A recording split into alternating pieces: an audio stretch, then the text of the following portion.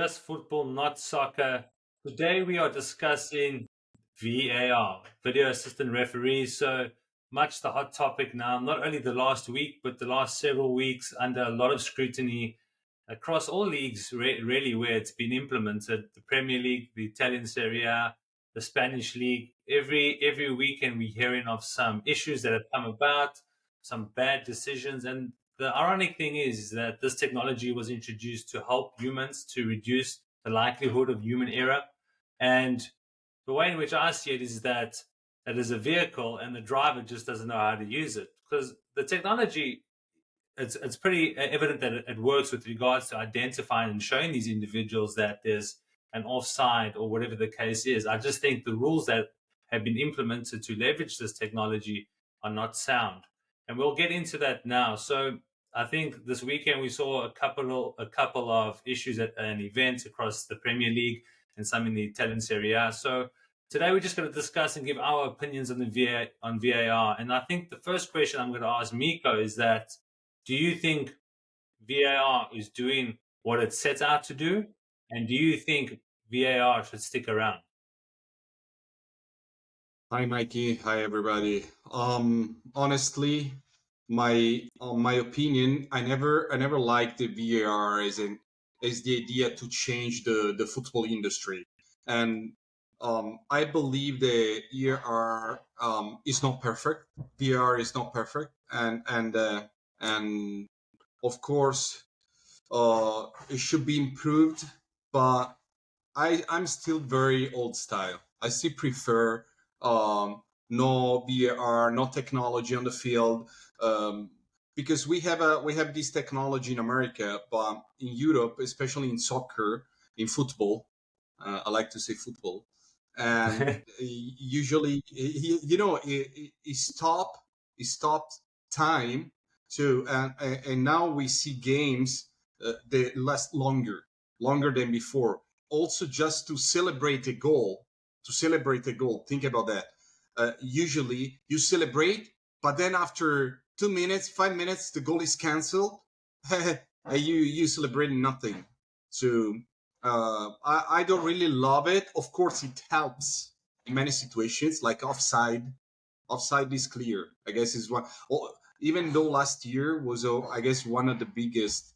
I guess the biggest mistake ever in VAR history in the European football in Salernitana Juventus, so it was in Italy, and I don't know if you remember the case, but anyway, it was Candreva, this player that was on the line, probably 2-3 meters, taking onside the Juventus player. It was cancelled, the goal, so it was, I guess, the biggest mistake. So this is my honest opinion. I don't know. What about you? What do you think? I think, so going back to my initial comments, I do think that there is a place for this kind of technology. And like you said, in majority of the American sports, the NFL and baseball and these kind of sports, they've been leveraging technology like this for years. And I just think that a lot of the issues that are coming out of VAR is that the referees or the individuals that are actually working on this aren't skilled enough or have not been upskilled to the point where they actually understand the rules of the game. Something, even utilization of VAR, not only for offsides, but like for a handball. This weekend, Manchester United, the opposing defender put his hand out, the ball hit it, no handball. But the previous week in the Arsenal game, the same thing happened and it was given a handball. So my point is there's no consistency. That is the first issue. And the reason why we're talking about this is from what happened this weekend, which was a major issue, was the Spurs versus Liverpool game. They were playing at Tottenham Hotspurs, and the incident was when Mohamed Salah actually came across and put a through ball into Luis Diaz, and he went on to score a goal. And it turns out that the VAR came in. They actually didn't show in the game in real time the lines that they typically draw between the two players, which is the first issue. And the similar incident happened with Manchester United versus Arsenal a few weeks ago when Garnacho went on to score a goal and he was called offside. It was very much the same line and same incident. They used the wrong lines again. So Right. that was the issue. But now what happens is they go on to score, and then at the end of the day, Liverpool go on to lose 2-1. They would have gone on to win the game, at least draw the game. So that's 2 points dropped now. So now it's really jeopardizing the quality of the league because these fourth officials and these Premier League referees are not being held accountable. Every time they get called out, they come out with at most a sorry as much as an apology. So it turns out after the Liverpool game this week, and the Premier League organization have come out with an official apology. We're kind of expecting Liverpool must just accept it and dust their hands and move on. But it should not work that way because it'll continue going this way. So I think there's various issues around it. But let's talk about, do you think this technology obviously should remain? And you made a very good point. It's kind of taken out the excitement of celebrating a goal, knowing that you can actually celebrate. Now you're almost holding back your celebration, or maybe holding your breath because you're not sure. Yeah. It happened again with a few games I watched this weekend. These goals are disallowed goals. It kind of takes away the passion of the game. So do you Yeah, think that I guess it's also disrupt the flow of the game. And the other thing why I'm not a big fan of VR, it's important. VR is important for the games, but I'm not a big fan also because sometimes VR wants to replace the referee. You know, you played football, right? You play football, yeah. and sometimes we see play in Los Angeles, and you know the feeling that you have on the field is not the same that you have behind the a monitor, a TV. And sometimes when the VAR wants to replace the referee, I guess it just takes the wrong decision. To That's why, of course, VAR technology is not perfect. Okay, I guess we agree. All of us agree on that. For sure, it's important, but also I guess it's changing too much the rules of the game. I mean, I don't see the referee so important as he was before. That's actually a very good point, right? So the initial intention when they brought VAR out all those years ago was to assist the referee in an instance where he could not make the call, right?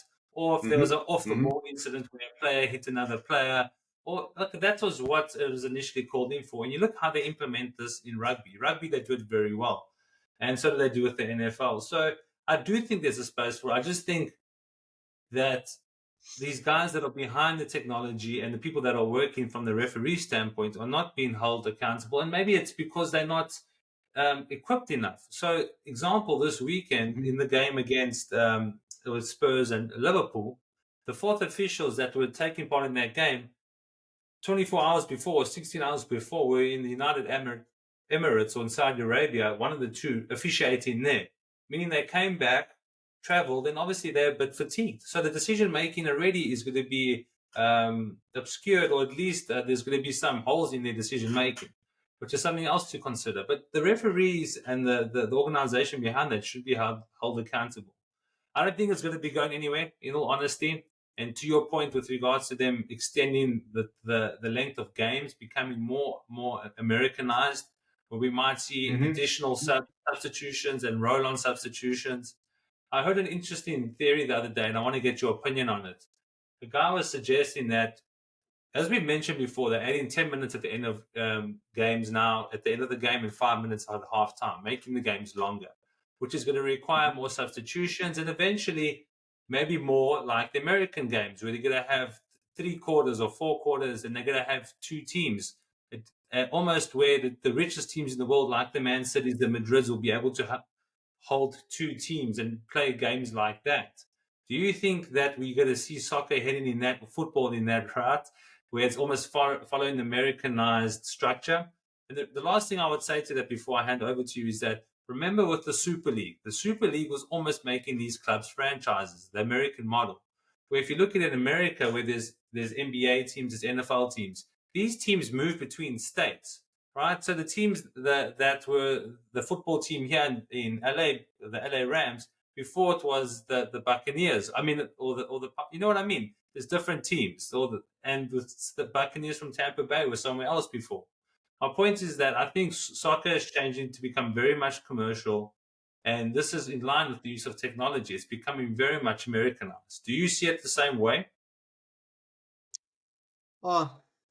Okay, I don't know if it's correct to say Americanized. It's too Americanized. For sure, soccer, football is a business, right? It's a big business. It's the Yeah. biggest sport in the world. Let's be clear. Football, soccer, okay, for Americans, is first sport in the world. Okay, Just to be clear, just so we can just to be remind clear. everyone, Yeah, and just Miko, just football, no before soccer, bro. just before you go on, just for everyone, please like and subscribe to our channel. We really appreciate it. Please subscribe and share with your friends. But yeah, just go ahead, Miko. Just football, not soccer. Yeah, there we go. And so um it's the best sport, the biggest sport in the world, and I believe that of course it's a business. It's becoming bigger and bigger. Super League was to because football is changing, right? And a lot of big teams in Europe like Juventus, Real Madrid, Barcelona, but also Man United and other teams were involved. They wanted to change the football industry to save and prevent the failure of football, right? Because right Mm. now, as the UEFA system, the FIFA system is, they make more money in the Champions League. Let's see Champions League. In Champions League, they make more money than the football clubs. Okay, they just give a small percentage to the football club. Okay, guys, sorry, we just had a bit of an interruption. Ironically, the power in my area went out. You would think leaving South Africa, I would have to avoid these things. So, just at my living room, and we're going to go back to where we were. So, I know Miko was busy talking about the Champions League and the Super League and the controversies around that, but also speaking to the point of how the game needs to change and is changing and what the fans want compared to what these organizations really want. So, Mika, I'm going to let you take off from where you left off. Yeah, I was just saying that how the Champions League is structured now. For sure, all the main teams they want a little changes, especially on the rewards, because FIFA, UEFA, they're making more money than the football teams. So they that's why the Super League was important for such teams as Real Madrid, Barcelona, Juventus, also many other teams that then they just retire from the Super League. So for sure, the Champions League should change the structure, and I believe that in the future we will see a different Champions League in terms of reward, and probably even in terms of a structure as a championship. Yeah, no, I don't know I if you have think an that opinion. You know what I'm talking about. I mean, I think the conversation around the Super League is, I think that's a conversation within itself. I mean, I have a lot to add to that. I do think that at the time when it came out, the way in which it did come out, in which all these big clubs just assumed that the fans would accept it, just obviously negating a lot of the history that the Champions League brought, because the Super League was essentially going to diminish the Champions League because these teams couldn't compete in all these tournaments, and UEFA wasn't going to allow teams to compete in Champions League and in the Super League. So I think the Sure. pushback, the biggest pushback across all leagues that were impacted, I saw in England, even with Manchester United fans breaking into the stadium and protesting the Super League, where the Glazers, the family that owns the Manchester United, were some of the people that were pushing this, along with Real Madrid and Juventus and all these other clubs. And yeah, I think that's a conversation we can definitely have for another podcast is on the Super League. And we all understand that football is moving in a different direction now and the game is evolving. And to your point, it's still the most watched game in the world. So it needs to keep entertaining. And to the point of commercial opportunities, there's always going to be ways in which to make money from the biggest sport in the world. It's growing across every league across the continent. And I think we will see changes as we progress. The next big thing in the United States that speaks to the alternative to the Super League is the Club World Cup, which is happening in 2025, where there's going to be 32 teams competing in a World Cup style tournament structure, but all individual clubs like the European teams that we see in the Champions League, which will obviously be very good for the sport. And I think the reason why UEFA and FIFA are working on this is because they obviously saw the Super League as a threat, but they see the value in creating a new form of tournament to create better competition and Exactly. entertainment. And at the end of the day, help the bottom line. That's what it's all about. Football is a business now. It's no longer what um, people think it was back in the day, where you were loyal to your teams and not loyal to a player. We've spoken about how people prefer supporting players and not teams. The loyalty's been shifted, and I think a lot of that influence is maybe from how the American leagues are.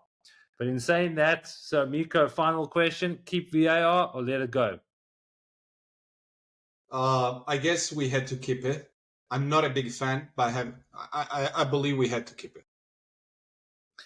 Yeah, I agree. I think, And look, in my opinion, I don't think my opinion actually matters because I think it's going to stay in place. I don't think they should remove it. I think it has value. I just think the people that are using it need to use it what it's used for and actually understand how to use the technology and draw the line straight. Understand what they actually set out to do. I don't think it's going to be going anywhere, but I do have the slight suspicion that we'll be having these conversations again throughout the season, looking into the new year. So, besides that, 100%. everyone, please like and subscribe to our channel. We appreciate